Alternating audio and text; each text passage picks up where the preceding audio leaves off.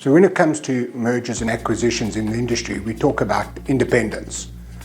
I suppose the starting point of independence is understanding what a captive market strategy is.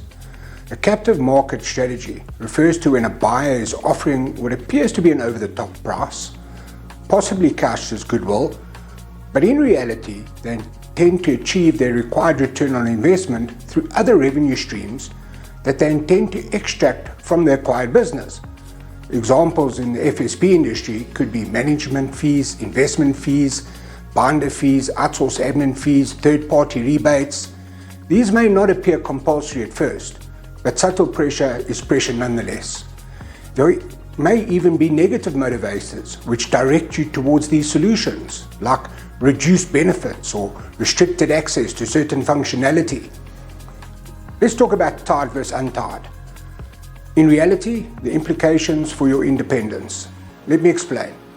If an acquirer has a product, any product or service, and they acquire an FSP, then no mind the contracts, never mind the commitments, nor the material, nor the promises.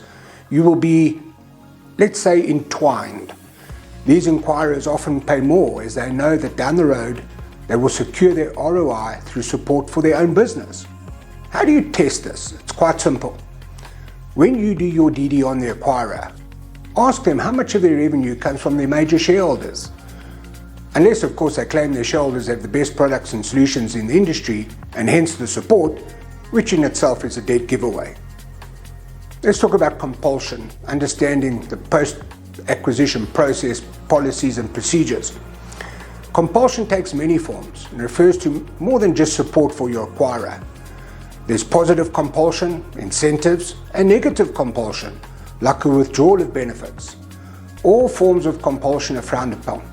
So the best game in town is to find the way to achieve this without attracting attention, and then defend your position vigorously. If questioned, things like shares, bonuses, trips, family benefits, best practice support, variable PR cover levels, dividends, par value shares, non-voting shares, increased commission scales.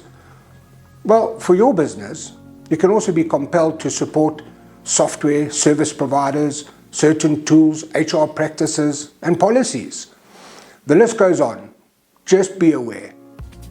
So the question around independence is this. It goes beyond just advice.